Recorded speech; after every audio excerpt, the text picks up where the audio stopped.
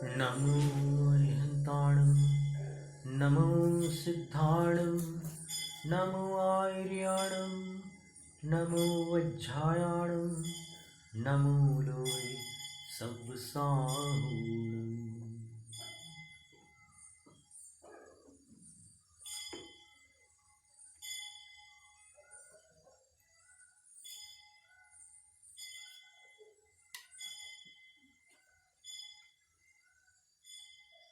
निर्यापकत्व गुण के ऊपर में बड़ा विशेष वर्णन था और उसमें अपन ने देखा कि जो 12 वर्ष की अवधि होती है अंत में, वो अगर मान लो किसी की 11 वर्ष की अवधि हुई है, 10 वर्ष की हो, तो वो कैसे करे? तो उसका पूरा अनुपात एक विद्यार्थी ने निकाल के रखा है, तो उस अनुपात से वो कर सकता है।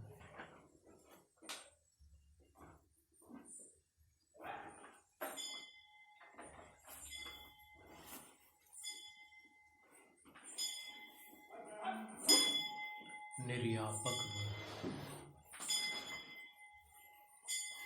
12 वर्षों का क्रम एक बार और देख लेते हैं।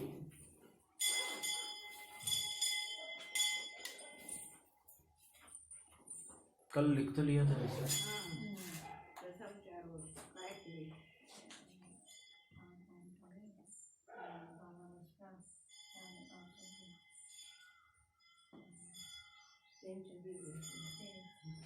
बारह वर्ष को 6 असमान भागों में विभाजित करना है।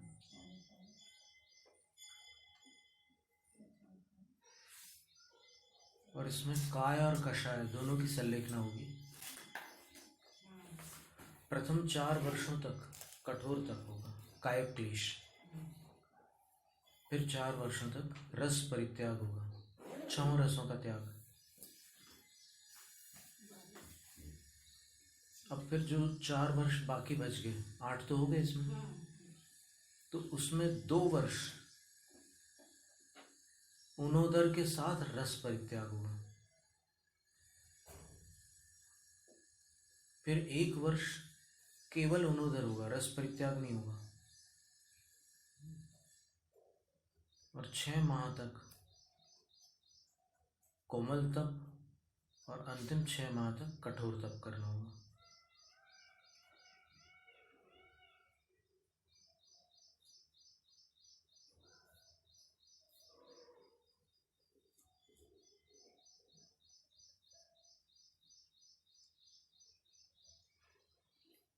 जो 12 साल की संलेखना लेकर समाधि करते तो उसकी विशेषता अलग होती है, और वैसे समाधि होती तो उसकी अलग होती है क्या?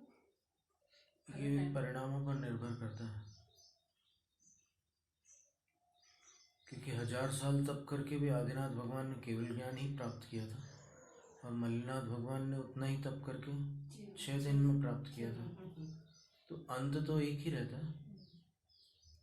विशुद्धि में अंतर हो सकता है, अनुभव में अंतर हो सकता है, और उस समय परिणामों में अंतर हो सकता है।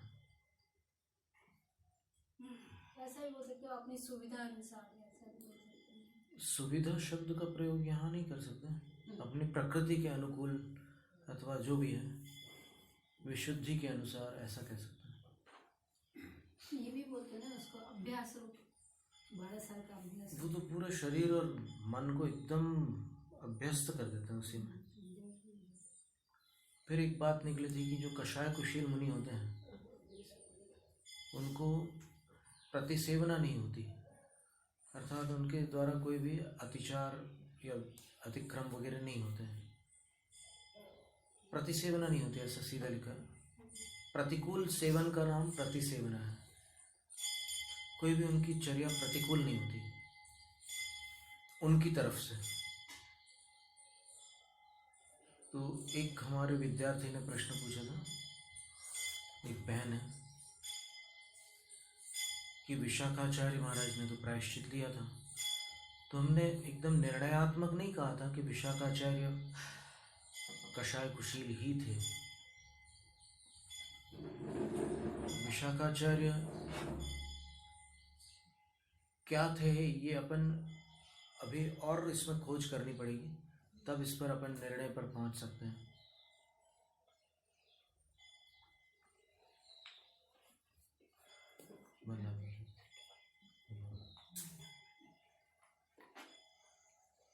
पर भद्रबाहु स्वामी तो नियम से कषाय कुशील थे, क्योंकि कषाय कुशील हुए बिना श्रुत केवली पद प्राप्त नहीं हो सकता, इसलिए उनके लिए तो नियम है। जो कषाय कुशील होते हैं वो निरतिचार होते हैं, प्रतिसेवना रहित होते हैं। अब भद्रबाहु स्वामी ने प्रायश्चित कब किया था? जब वो चौमासे से लौट करके आए और वहां पर अपने गुरु के चरणों की वंदना करने के लिए पहुंचे, तो देखा कि वो जो चंद्रगुप्त मुनि वहां ठहर गए थे, कन्नड़ ग्रंथ में संप्रति चंद्रगुप्त नाम है उनका। जो चंद्रगुप्त मौर्य थे उसके कुछ काल पश्चातवर्ती संप्रति चंद्रगुप्त का काल आता है इतिहास की अपेक्षा से, और वो काल भद्रबाहु स्वामी का काल है ऐसा बताते हैं। चंद्रगुप्त जो संप्रति चंद्रगुप्त है उसके बाद में भद्रबाहु हुए थे, आचार्य भद्रबाहु। तो एक लंबी कालावधि है, 5 श्रुत केवलियों की जो कालावधि है वो लंबी है। वंदना माता।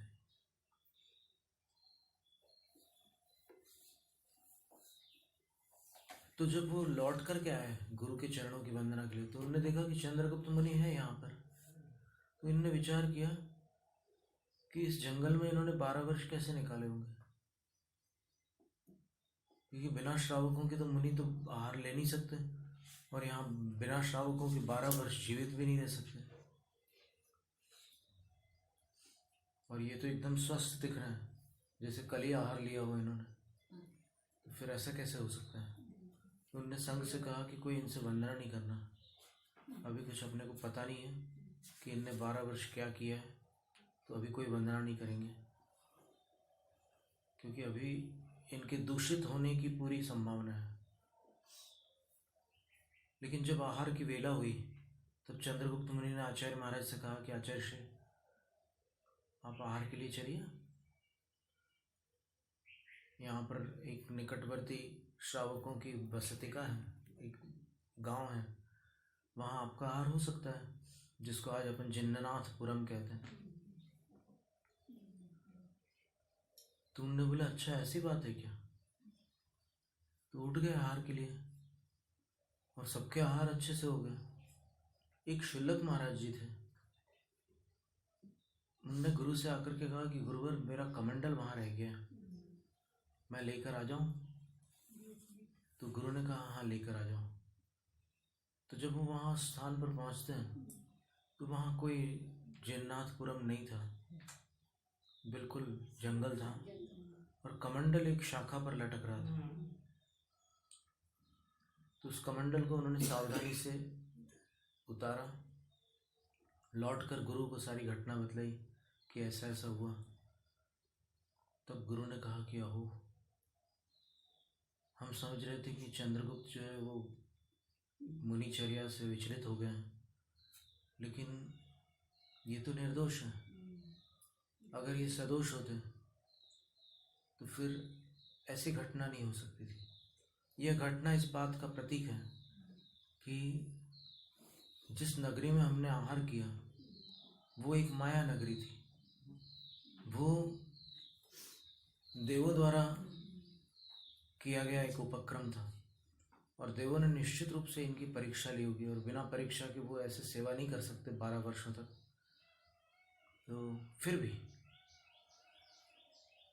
क्योंकि इतने समय देवों से आहार लेना हुआ है उनका, और हमने एक बार लिया है, तो हम सब अपना शुद्धिकरण करेंगे, क्योंकि देवों के द्वारा कल्पित आहार साधुओं के योग्य नहीं है। तो उन्होंने फिर सबने बैठ करके प्रायश्चित किया और चंद्रगुप्त मुनिराज से फिर प्रतिवंदना की आचार्य महाराज ने। ये वर्णन भद्रबाहु चरित्र है आपके पास, किसी के पास? हाँ है, बड़े मंदिर में है। अगर इसमें है तो देखिएगा कि उन्होंने क्या किया है, या हमें दे दीजिएगा, हम देख लेंगे।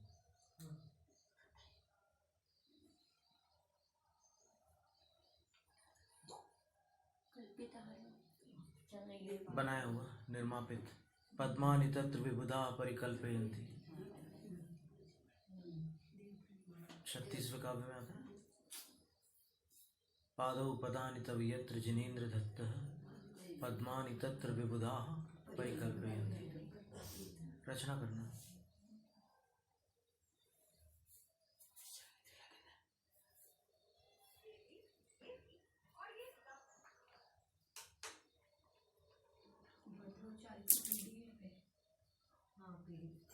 चाहिए मिल गया।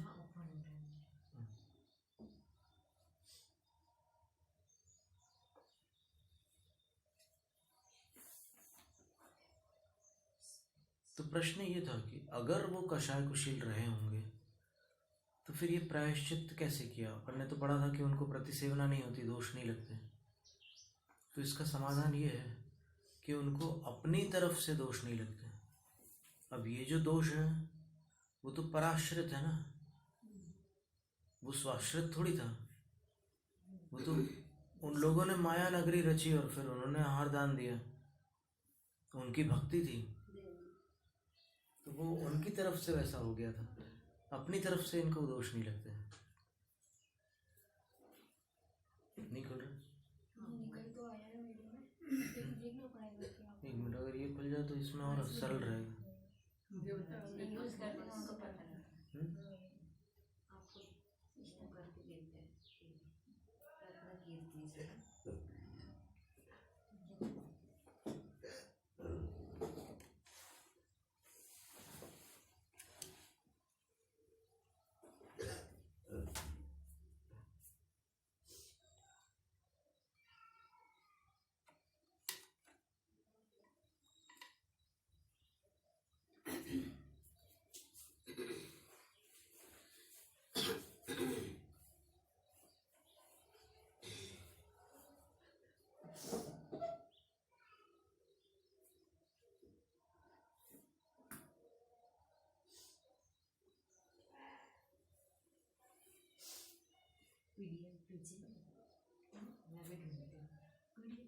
भेजा आपको नहीं भेजा, दूं क्या? हाँ भेजिए ना।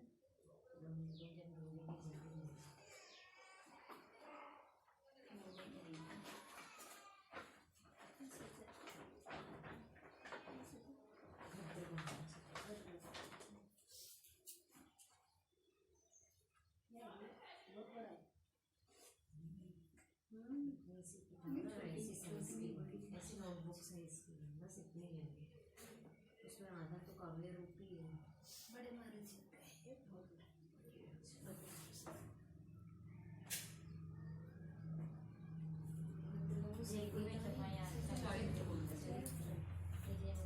बहुत पूरा है ना, पूरा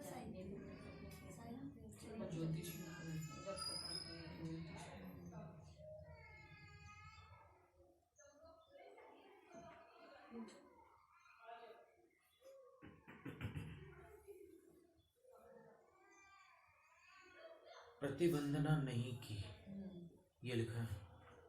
जब उनके मन में शंका हुई ना चंद्रगुप्त मुनि के प्रति, चंद्रगुप्त मुनिराज ने विशाखाचार्य को प्रणाम किया। उस समय विशाखाचार्य ने मन में विचारा कि श्रावकों के बिना ये यहाँ कैसे रहे होंगे। इसी विचार से प्रतिवंदना भी न की। उस जगह श्रावकों का अभाव समझकर उस दिन सब मुनियों ने उपवास किया। तब चंद्रगुप्त मुनिराज बोले, भगवान, उत्तम उत्तम लोगों से परिपूर्ण बड़ा भारी यहाँ एक नगर है, उसमें श्रावक लोगों का भी निवास है, वहाँ आप जाकर आहार करिए। चंद्रगुप्त मुनि के वचनों से सब साधुओं को आश्चर्य हुआ और फिर वे भी वहाँ पारणा के लिए गए। नगर में पद पद पर श्रावक लोगों द्वारा नमस्कार किए जाकर वे मुनि विधि पूर्वक आहार कर जब अपने स्थान पर आए, उस समय नगर में एक ब्रह्मचारी, यहाँ पर ब्रह्मचारी शब्द लिखा है, पर वहाँ पर जो भद्रबाहु चाणक्य आख्यानक नाम का ग्रंथ, वहाँ पर ब्रह्मचारी में भी जो क्षुल्लक थे वो वाले ब्रह्मचारी, सामान्य ब्रह्मचारी नहीं,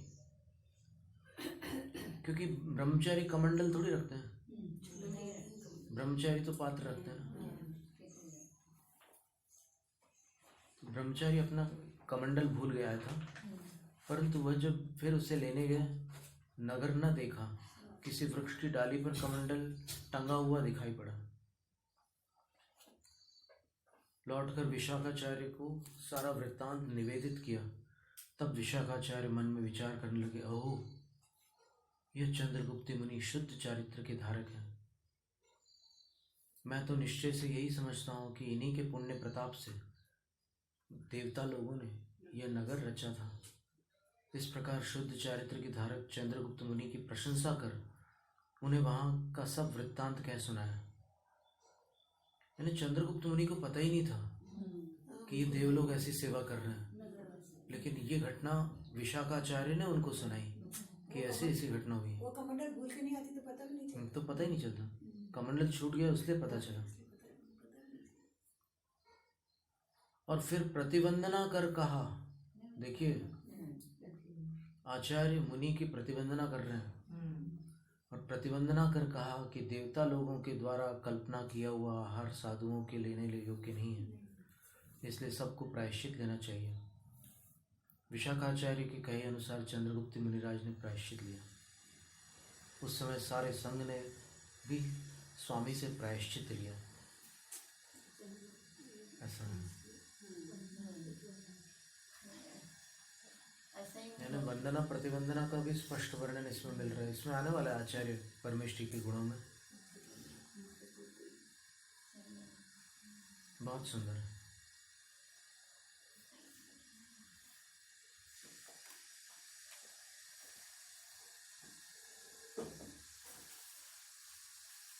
ये तो ऐसे हो गया जैसे आचार्य विमल सागर की संगत की यात्रा के लिए निकले थे, तो उनकी साइकिल की पंप वहीं छूट गई थी। पेड़ पे पता चला कि अरे ये तो देवों की दुकान थी, उन्होंने साइकिल से शिखर जी की यात्रा के लिए पैदल निकले थे साइकिल पे। ऐसी कई घटनाएं गृहस्थों के जीवन में भी हुई है, और उस समय तो अदीक्षित थे ना आचार्य विमल सागर महाराज जी ने। क्या था, जब उनकी संलेखना हुई वहाँ पर आकस्मिक हुई थी और अप्रत्याशित हुई थी, लेकिन जो लोग कहते हैं कि उनको जानकारी नहीं थी वो थोड़ा चूक रहे हैं। आचार्य विमल सागर महाराज जी ने 6 महीने पहले बता दिया था कि यहाँ पर दिसंबर में मेला जैसा लगेगा, और जब भरत सागर महाराज जी ने उनसे कहा, उपाध्याय भरत सागर महाराज जी ने, कि अपन वंदना कर ले, तो बोले हाँ अभी कर लो, क्योंकि बाद में करोगे तो बाद में जगह नहीं रहेगी, शिखर जी पूरा भरा होगा। 29 तारीख को बहुत भीड़ रहेगी। तो ये सारी चीज़ें कैसे भूल गए वो, और ठीक 29 तारीख को ही उनने शरीर छोड़ा, तो उनको पहले से जानकारी थी। कोई बात नहीं, उन्हीं के संग से है ना माता जी। कोई बात नहीं, चलो हो जाता है, भावना आती है तो होता है। तो वो जब उनकी वो श्रद्धांजलि सभा का आयोजन हुआ, तो मुमुक्षु पंडित डॉक्टर हुकमचंद भारेल जी को भी वहाँ पर आमंत्रित किया गया, और उन्होंने जो घटना सुनाई विमल सागर आचार्य में, उन्होंने पहली बात तो ये कही कि पंडित लोग दीक्षा कम लेते हैं, लेकिन इन्होंने दीक्षा ली। फिर दूसरी बात कही कि ये दीक्षा के पहले भी बड़े कड़क थे अपने नियमों में। इन्होंने साइकिल पर तीर्थ वंदना की थी, और साइकिल पर तीर्थ वंदना करना सरल काम नहीं होता है। और जब इन्होंने तीर्थ वंदना की थी तो फिर इनके साथ वही था, लोटा डोरी छन्ना जो जैन के उपकरण होते हैं वो इनके साथ था। और फिर कैरियर पर इनके मतलब साइकिल में कुछ ऐसी व्यवस्था थी कि उसमें एक जिन प्रतिमा भी उन्होंने रखी थी एक बॉक्स के अंदर। और देव दर्शन के बिना ये भोजन नहीं करते थे, पानी तक नहीं पीते थे। इतना कठिन नियम पालते हुए इन्होंने ये काम किया था। तो माता जी ने जो घटना सुनाई अभी वो ये थी कि मार्ग में जब साइकिल में वो कुछ आवश्यकता पड़ी कुछ सुधार करने की, तो फिर वहाँ पर उनको मिल गया कोई सुधार करने वाला, और जब वो सुधार करके चले गए तो फिर साथ में एक छोटा पंप भी था हवा भरने के लिए, टायर ट्यूब में, वो पंप वहाँ छूट गया। तो फिर उनको लगा कि अरे पंप के बिना तो मैं उतनी दूर कैसे जा पाऊँगा।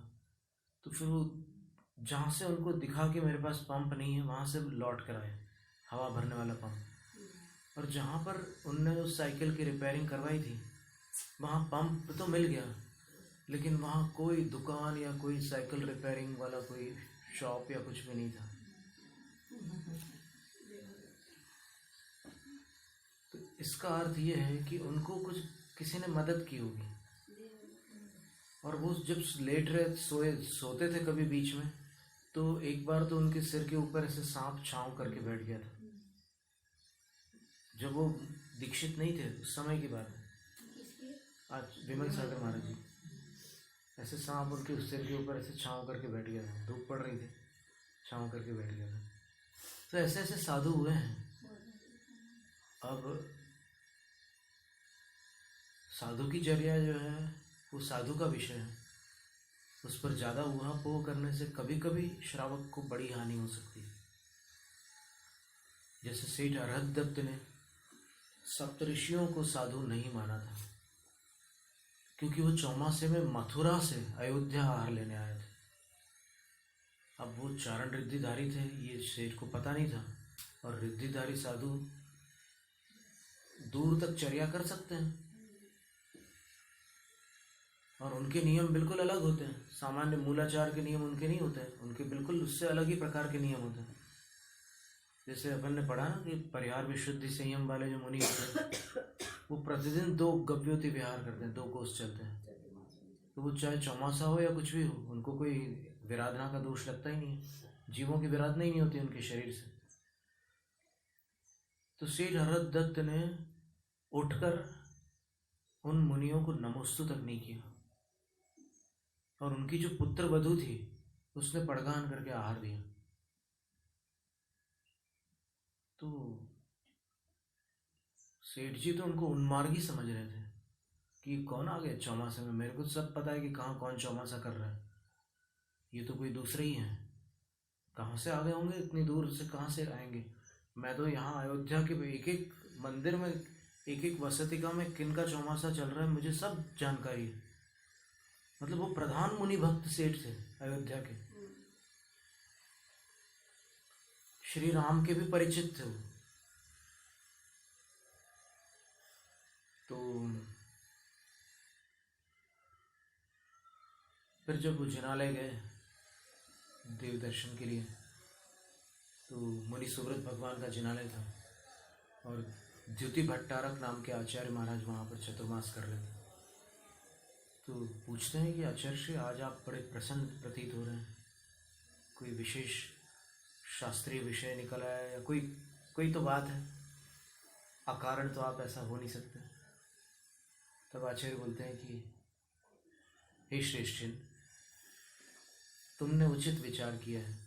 मैं अकारण प्रसन्न नहीं हूँ, बल्कि मैं इसलिए प्रसन्न हूँ कि आज मेरा रिद्धिधारी मुनियों के साथ वार्तालाप हुआ है, उनके दर्शन मुझे मिले हैं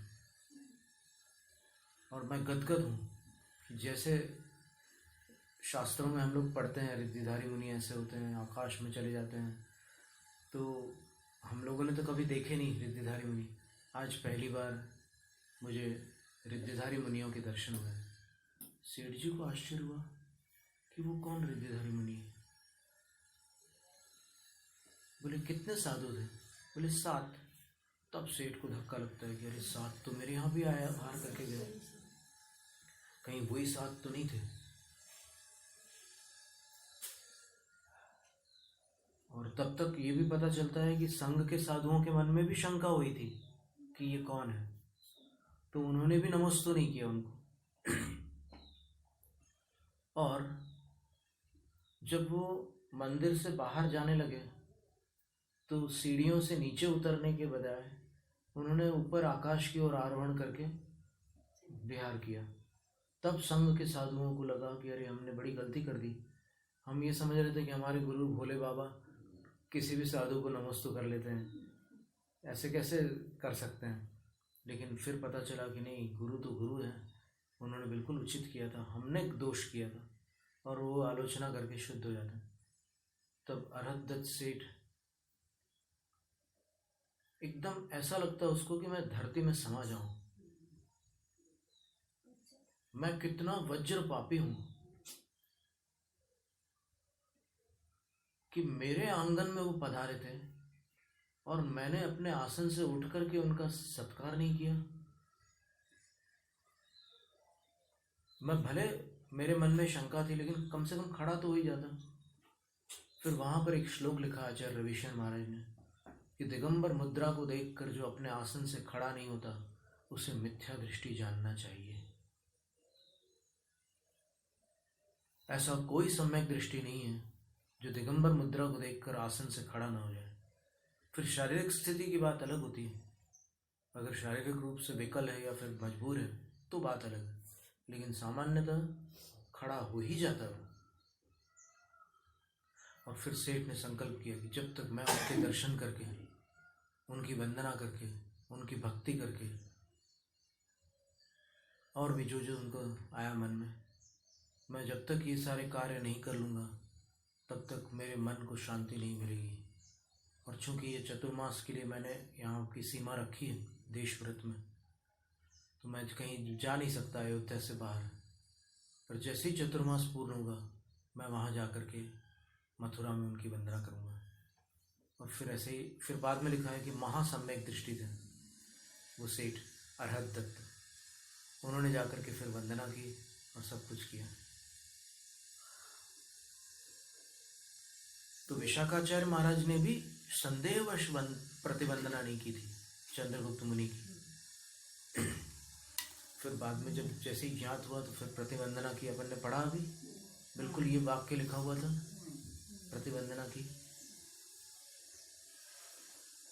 ऐसा भी से अपन पूजा करें, चाहे जाप करें, नहीं, उस समय की बात नहीं है। लेकिन फिर भी अपने को अगर गुरु आ गया, देखो, तो वंदना करनी चाहिए। पूजा करते समय अगर श्रावक पूजा कर रहा है, मान लो बैठ करके करना है, दो पद्धतियां चलती है बैठ कर करने की और खड़े होकर आजकल।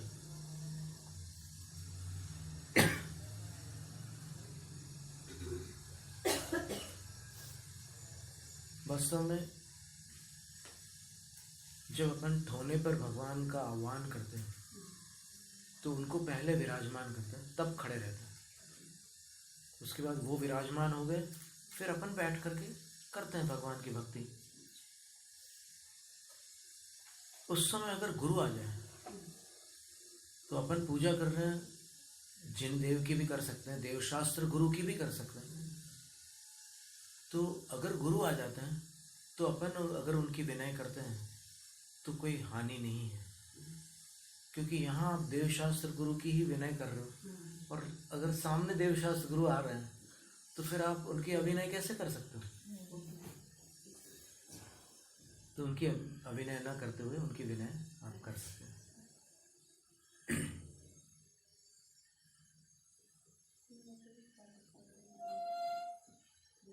तो विशाखाचार्य महाराज ने जो प्रायश्चित किया था वो पराधीनतावश लगे हुए दोष का था प्रायश्चित, उनकी ओर से दोष नहीं हुआ था। वो देवकृत आहार उनको लेने में आ गया था और वो भी जानकारी मिली, तब उनको प्रायश्चित करने का प्रसंग बना। और हो सकता है वो कषाय कुशील न भी हो, दोनों बातें संभव है, क्योंकि पंचम काल तो धीरे धीरे आगे बढ़ ही रहा था और श्रुत ज्ञान का विच्छेद तो हो ही चुका था। 14 पूर्वों का तो विच्छेद हो चुका था। विशाखाचार्य 10 पूर्वी थे और 10 पूर्वी पुलाव, बकुश और प्रतिसेवना कुशील, ऐसे 3 साधु हो सकते हैं। कषाय कुशील उससे ऊपर जा सकते हैं, न जाए तो भी कोई बात नहीं है, लेकिन जा भी सकते हैं। तो उनका प्रश्न था बहन का कि विशाखाचार्य महाराज ने तो प्रायश्चित किया था, फिर वो कषाय कुशील कैसे हुए? तो उसका समाधान ये था कि पहली बात तो ये निर्णय नहीं है कि वो कषाय कुशील थे, एक अनुमान मात्र था कि हो सकते हैं। और दूसरी बात कि वो जो प्रायश्चित था पूरे संघ के लिए था, क्योंकि संयोग से ऐसा प्रसंग बन गया था कि उनको अयोग्य आहार लेने में आ गया था, इसलिए फिर सबको प्रायश्चित हुआ था। तो निर्व्यापक उस गुण का वर्णन अपन ने कल पढ़ा था, जिसमें ये बात स्पष्ट हो गई थी कि उतनी कालावधि में क्या क्रम रहता है त्याग का। तो पहले तो कहा था, हाँ वो पूरा क्रम अभी अपन ने पढ़ा, वही वाला क्रम था। तो हमने कहा था कि इसको 2 बार ले लेंगे, तो आज अपन ने दोबारा भी ले लिया। 4 वर्ष, फिर 2 वर्ष, फिर 1 वर्ष, फिर 6 महीने, फिर 6 महीने, ऐसा क्रम लेना है। 2 खंड 4 वर्षों के होंगे, और शेष जो 4 वर्ष बाकी रह गए हैं उसमें 4 खंड करेंगे, क्योंकि 6 खंडों में से 2 तो पूरे हो चुके हैं। तो उन 4 खंडों में प्रथम खंड 2 वर्ष का, द्वितीय खंड 1 वर्ष का, तृतीय खंड 6 माह का, और अंतिम खंड भी 6 माह का। फिर उसमें क्या क्या करना है वो अपन पढ़ चुके हैं।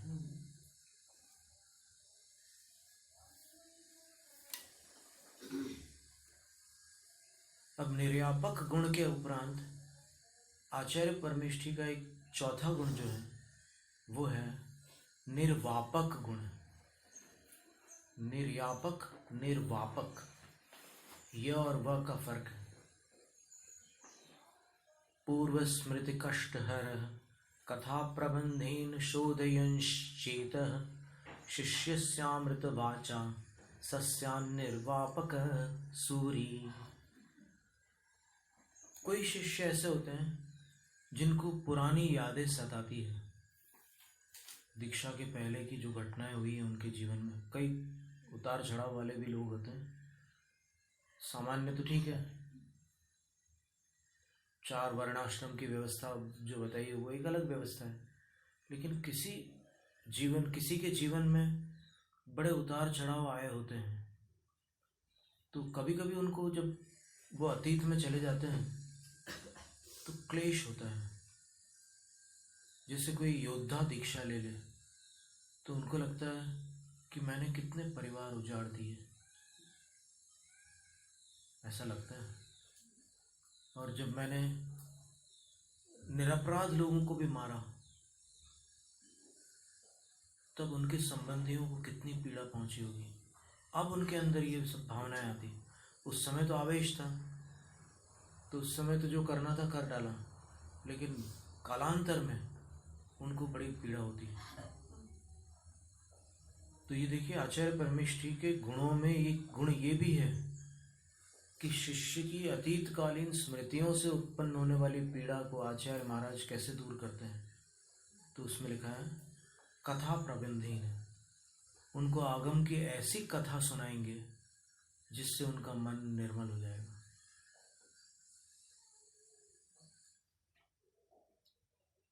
जैसे भी आचार्य कुंतु सागर महाराज के पास भी अभी कुछ दिनों पहले कोई प्रसंग आया था, तो फिर उन्होंने उस जीव से यही कहा था कि असंयम संबंधी जो दोष हुए हैं उनका प्रायश्चित है व्रती बन जाना। व्रती अवस्था में जो दोष हुए हैं उनका प्रायश्चित है दीक्षा ले लेना। दीक्षा में दोष हुए हैं उनका प्रायश्चित है बड़ी दीक्षा ले लेना। तो इस बात को सुन करके जो सुनने वाला है उसके मन में ये आया कि अब मेरे ऊपर वो बोझ नहीं है, क्योंकि मैंने जिनेंद्र भगवान के मार्ग को अंगीकार करके अपना शुद्धिकरण किया है। अविरत अवस्था के मेरे दोष व्रती होने के बाद निराकृत हुए हैं, और व्रती होने के बाद वाले दोष दीक्षा से निराकृत हुए, और दीक्षा के दोष बड़ी दीक्षा से निराकृत हुए। तो फिर वो जो बार बार पश्चाताप की पीड़ा होती है, और फिर कोई कथानक भी सुनाते हो, कोई ऐसा कथानक सुनाते हैं कि देखो यदि दीक्षा के बाद भी वो दोष उस आत्मा में होते तो फिर उनको मोक्ष कैसे प्राप्त होता। वो तो मोक्ष चले गए ना। 3 पांडवों ने जो कौन्तेय थे, उन्होंने युद्ध में कितनों को परलोक पहुंचा दिया। अर्जुन के एक बाण से कितने लोग धराशायी हो जाते थे, लेकिन इतने कर्मों का भी उन्होंने इस दीक्षा से क्षय किया और निर्वाण को प्राप्त हो गए। शत्रुंजय गिरि से मोक्ष चले गए 3 पांडव। पंडु सुआ तिन्नी जना जदो नरिंदाय पंच कोड़ियो। ऐसा है क्या? नहीं, पूरी गाथा कैसी है? लाट यादव और एक और प्रांत है। लाट नरेंद्र का तो पावागढ़ से है। लाट नरेंद्र का पावागढ़ से। मूल है आपके पास प्रतिमाता जी? मूल है। आप ये वाला पद देखिएगा, पंडु सुआ तिन्नी जना, राम सुआ बिन्नी जना। ये देखिएगा।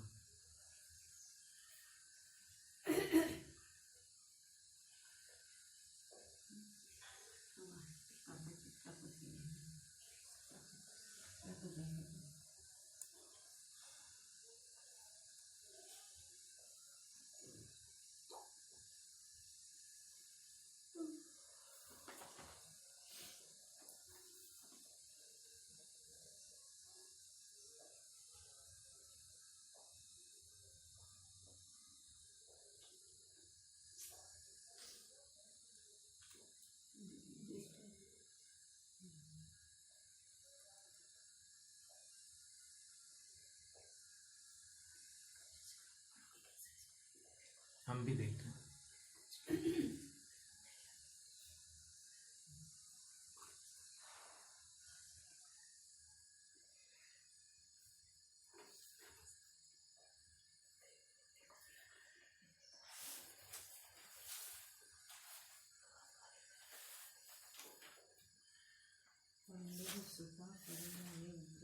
हमको संस्कृत वाला तो संस्कृत वाले में ये मिल गया हमें। 7वीं गाथा है। पंड सुआ तिन्नी जना दबिड़ नरिंदाण 8 कोड़ियो। देखो, लाट नरेंद्र, द्रविड़ नरेंद्र और यदुव नरेंद्र, तीनों प्रकार के राजा हैं। तो यहाँ पर गुजरात में 4 सिद्ध क्षेत्र हैं। गिरनार जी, शत्रुंजय गिरी, पालिताना जिसको कहते हैं, तारंगा और पावागढ़। पंडु सुआ तिन्नी जना दबिड़ नरिंदाण 8 कोड़ियो। सित्तुंजय गिरी सिहरे निवाण गया नमो तेसिम। पांडव के 3 पुत्र, पांडु राजा के 3 पुत्र और द्रविड़ राजाओं के 8 कोटि संख्या शत्रुंजय गिरी के शिखर से निर्वाण को प्राप्त हुए हैं। उन सब के लिए नमस्कार। 8 करोड़ द्रविड़ राजाओं का निर्वाण वहां से हुआ। राम सुआ बिन्नी जना लाड़ नरिंदाण पंच कोड़ियो। पावाए गिरि सिहरे निवाण गया नमो तेसिम। फिर राम के जो 2 पुत्र थे, लव और कुश, और लाट नरेंद्रों के 5 करोड़ राजा, लाट देश के 5 करोड़ राजा पावागढ़ के शिखर से निर्वाण प्राप्त हुए हैं। उनको नमस्कार।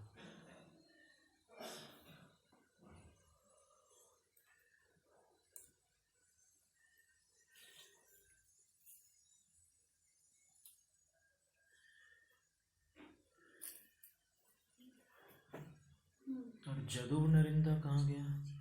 यादव नरेंद्र।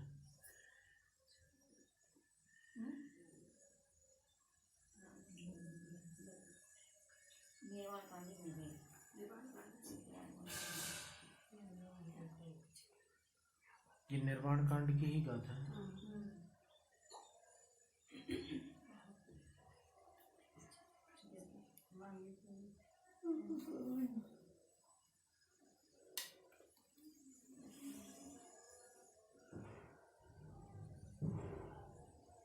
चलो, कोई बात नहीं। कौन से महाराज जी थे सिद्ध में? यादव होगा।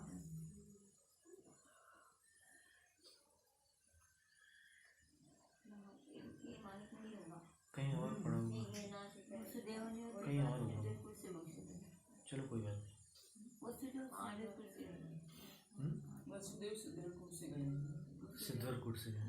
जी हाँ, आपने प्रमाण बताया था एक बार पहले। प्रद्युम्न वो भी सिद्धपुर से गए। प्रद्युम्न भी सिद्धपुर से नहीं, गिरनार से गए। गिरनार की चौथी टोंक से भी प्रद्युम्न का नाम आता है।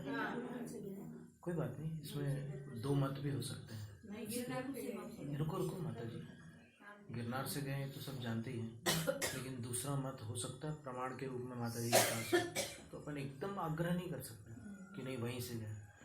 अपने को क्या पता अपन थे क्या वहाँ। हो सकता है कि कोई दूसरा भी उसका स्थान का। सिद्धपुर से गए, प्रद्युम्न सिद्धपुर से गए। अनिरुद्ध या शंभ कुमार, उनके भी नाम उधर आते हैं। चलो ठीक है। तो निर्वापक गुण वो ये होता है कि आचार्य ऐसी कथाएं सुनाते हैं उनको कि उनके मन की व्यथा शांत हो जाती है और उनको ये अनुभूति होती है कि अब मैं मुक्त हूँ, उस अतीत से मैं अब उबर चुका हूँ। और फिर जब ऐसी भावना आती है कि मैं वो बोझ मेरा उतर गया है, तो फिर साधना में एकदम निखार आ जाता है। अमृत वचनों के द्वारा वो उनके मन को साफ कर डालते हैं, कथा के द्वारा। वो निर्वापक गुण वाले आचार्य होते हैं। ये चौथा गुण है। पहला आचारवान, दूसरा आधारवान, तीसरा निर्यापक, चौथा निर्वापक। जैनम जयतु शासनम। नमो आर्याण। पौराणिक स्वाध्याय निष्ठापन क्रिया शुद्ध भक्ति का सर्व